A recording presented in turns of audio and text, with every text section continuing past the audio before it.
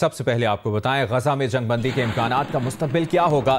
दुनिया की नजरें मिस्र की बैठक पर लग गई। हमास, इसराइल और अमरीका के वफूद गजा जंगबंदी माहिदे को हतमी शक्ल देने के लिए काहिरा में जमा हो रहे हैं।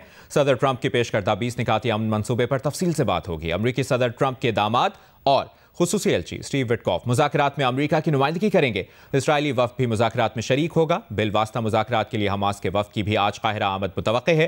दूसरी जानिब अमरीकी सदर डोनाल्ड ट्रंप ने एक बार फिर हमास को वार्निंग दी है। उनका कहना है कि गजा से कंट्रोल खत्म न किया तो हमास का मुकम्मल खात्मा कर देंगे। जल्द पता चल जाएगा हमास अमन के लिए कितना संजीदा है। इसराइल गजा में बमबारी रोकने के लिए तैयार है। अमरीकी वज़ीर ख़ारजा मार्को रूबियो ने कहा 90% मामला तय हो चुके हैं, चीज़ें हतमी मराहिल में हैं। असलहे की वापसी और हमास की तहलील का मरहला मुश्किल होगा।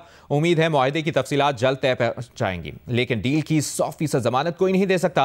मार्को रूबियो का कहना है कि यरगमालियों की रिहाई के करीब हैं। यरगमालियों की रिहाई जल्द अज जल्द होनी चाहिए। जल्द मालूम हो जाएगा कि हमास वाकई संजीदा है या नहीं। तर्जुमान इसराइली हुकूमत का कहना है कि गजा में अभी कोई जंगबंदी नहीं, कुछ जगह आर्जी बमबारी रोकी है। इसराइली फौज को गजा में दिफाई मकासद की कार्रवाइयां जारी रखने की इजाजत है। पाकिस्तान, सऊदी अरब, तुर्की, उर्दन, मुत्तहिदा अरब अमारात, इंडोनेशिया, कतर और मिस्र के वज़राए ख़ारिजा ने मुश्तरका बयान में अमरीकी सदर डोनाल्ड ट्रंप की जानिब से गजा जंग के खात्मे से मुतालिक तजवीज़ पर हमास के मुस्बत रद्द-ए-अमल का खैर मकदम किया है। तर्जुमान दफ्तर ख़ारिजा के मुताबिक मौजूदा पेशरफ्त जामे और पायदार जंगबंदी के लिए एक हकीकी मौका फराहम करती है। वज़राए ख़ारिजा ने मुश्तरका बयान में हमास की जानिब से गजा का इंतजाम माहिर टेक्नोक्रेट्स पर मुश्तमिल अबूरी फ़लस्तीनी इंतजामी कमेटी के सुपुर्द करने की पेशकश का भी खैर मकदम किया है और तजवीज़ पर अमल दरामद का तरीक़ाकार तय करने के लिए फौरी मुज़ाकरात के आगाज़ पर जोर दिया है। मुश्तरका बयान में कहा गया कि जंग का फौरी खात्मा, इंसानी इमदाद की फराहमी और फ़लस्तीनी आवाम के अदम इनखला को यकीनी बनाया जाए। बयान में कहा गया कि किसी भी ऐसे इकदाम से गुरेज किया जाए जो आम शहरियों के तहफ़्फ़ुज़ को खतरे में डाले। वज़राए ख़ारिजा ने इसराइली अफ़वाज के मुकम्मल इनखला, गजा की तामीर नौ और 2 रियासती हाल की बुनियाद पर मुनसिफ़ाना अमन के क़याम की हिमायत की। गजा में इसराइली मज़ालिम के खिलाफ दुनिया के मुख्तलिफ ममालिक में एहतजाज जारी है। लाखों अफराद ने फ़लस्तीनियों से इज़हार यकजहती किया। यूरोपीय ममालिक में भी लोग सड़कों पर निकल आए। नीदरलैंड्स के दारुल हुकूमत एम्स्टरडैम में 2.5 लाख अफराद एहतजाज में शरीक हुए। डच हुकूमत से इसराइल से तिजारती ताल्लुकात खत्म करने का मुतालबा किया। तुर्की में भी हज़ारों लोग सरापा एहतजाज। अंकारा और इस्तांबुल में हुई गजा मार्च में फ़लस्तीनियों की नस्लकुशी बंद करने का मुतालबा किया। मराकश के दारुल हुकूमत रबात में गजा के हक में रैली निकाली गई। इसराइल से नस्लकुशी बंद करने का मुतालबा किया। इसराइली दारुल हुकूमत तल अबीब में हज़ारों अफराद सड़कों पर निकल आए। हुकूमत से गजा में जंगबंदी और यरगमालियों की रिहाई का मुतालबा किया। कैथोलिक मसीहियों के मजहबी पेशवा पोप्लियो का कहना है कि उम्मीद है अमन मुज़ाकरात के जल्द मतलूबा नताइज हासिल होंगे। फरीक़ैन जंगबंदी करें और यरगमालियों को रिहा करें। ब्रेक के बाद आपको बताएं, वज़ीर आज़म शहबाज शरीफ मलेशिया के सरकारी दौरे पर कुआलालंपुर पहुंच गए। मलेशिया के वज़ीर आज़म अनवर इब्राहिम ने वज़ीर आज़म शहबाज शरीफ का गर्मजोशी से इस्तकबाल किया। इस मौके पर वज़ीर आज़म का कहना था कि मलेशिया आकर खुशी हो रही है। पुरतपाक इस्तकबाल पर मलेशिया के वज़ीर आज़म के वो शुक्रगुजार हैं। इस दौरे से पाकिस्तान मलेशिया दो तरफ़ा ताल्लुकात को तक़वियत मिलेगी। वज़ीर आज़म शहबाज शरीफ मलेशिया के वज़ीर आज़म अनवर इब्राहिम की दावत पर मलेशिया का दौरा कर रहे हैं। इस दौरे में वो मलेशिया के वज़ीर आज़म से मुलाकात करेंगे। दोनों ममालिक के दरमियान वफूद की सतह पर भी बातचीत होगी। दोनों ममालिक के दरमियान मुख्तलिफ शोबों में ताउन के मुआहिदों और मुफाहमती याददाश्तों पर दस्तखत होंगे।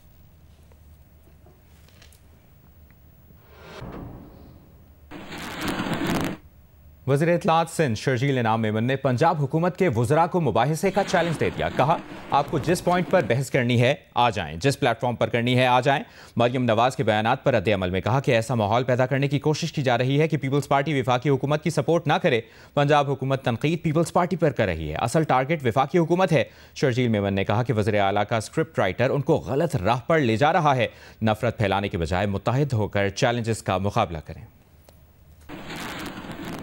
इनडायरेक्टली टारगेट पीपल्स पार्टी हो रही है, लेकिन असल टारगेट उनका जो वफाकी हुकूमत खुद है।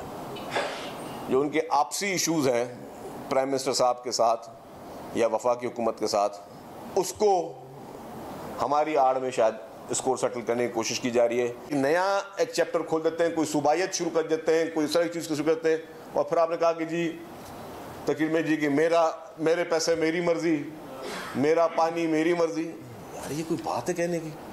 इस तरह की मैं 100 रिसोर्सेज कह सकता हूँ कि भाई मेरा पोर्ट मेरी मर्जी, मेरा कोयला मेरी मर्जी, मेरा गैस मेरी मर्जी, मेरी बिजली मेरी मर्जी, कभी भी नहीं कहूँगा। आपने सब्सिडी दी, अच्छी बात है, दे, किसने मना किया था आपको? हुआ क्या, चंद दिनों में IMF ने आपको बोला और आपने सब्सिडी रोक दी। लेकिन आप अगर उसूलों पे खड़े रहते और आप कहते जी मैं खुददार शख्स हूँ और मैं किसी की जो है वो डिक्टेशन नहीं लेते तो आपने क्यों फिर वो बंद कर दी सब्सिडी? कि सेहत की सहूलियात जो सिंध में वो पूरे पाकिस्तान में कहीं नहीं है, अगर आप कंपैरिजन की बात करते हैं ना। इस वक्त मेरे पास कोई 1000 वीडियोस पड़ी हुई हैं, आज से 2 घंटे पहले की वीडियोस भी हैं कि साउथ पंजाब में लोग जो मदद के लिए तलबगार हैं। हम सियासत नहीं कर रहे, हम जेन्युइनली अपने पंजाब के उन भाइयों के लिए, उन बहनों के लिए परेशान हैं। पब्लिक को दिखाने के लिए चंद जुमले और असल में हकीकत और ये अब ज्यादा नहीं चल सकता। तो बराए मेहरबानी आप रियलिस्टिक रहें, एक एक पॉइंट पे बहस करनी है, जिस प्लेटफॉर्म पे बहस करनी है मैं आपको बोलता हूँ, आज प्लेटफॉर्म पे बहस कर रहे हैं। पंजाब की वज़ीर इत्तलाआत अज़मा बुखारी ने शर्जील मेमन का बहस का चैलेंज कबूल कर लिया। कहा, जगह और टाइम आपकी पसंद का, आप खुद आइएगा ज़रूर, किसी प्रॉक्सी के पीछे मत छुपिएगा। पंजाब के सैलाब मुतासरीन पर गंदी सियासत का आपका बयानिया नाकाम हो गया है। एक बयान में अज़मा बुखारी का कहना था कि बिलावल भुट्टो वज़ीर ख़ारजा होते हुए भी अपनी जमात समेत वफाकी हुकूमत और वज़ीर आज़म की जड़ें खोखली कर रहे थे।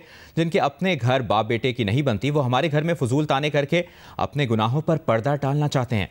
अज़मा बुखारी ने कहा कि जब आपसे आपकी कारकर्दगी पूछी जाती है तो सूबाइयत कार्ड खेलना शुरू कर देते हैं। जनूबी पंजाब कार्ड खेलना और बेनज़ीर इनकम सपोर्ट कार्ड खेलना, इसको सियासत नहीं गलासत कहते हैं।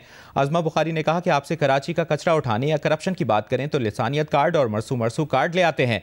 मेरा पानी मेरी मर्जी बिल्कुल ऐसे ही है जैसे मरसू मरसू पानी ना डेसूं। आप दिन रात पानी पर मरसू मरसू करें, हमें कहें पंजाब में पानी आपकी मर्जी से इस्तेमाल हो, तो ऐसा होगा नहीं।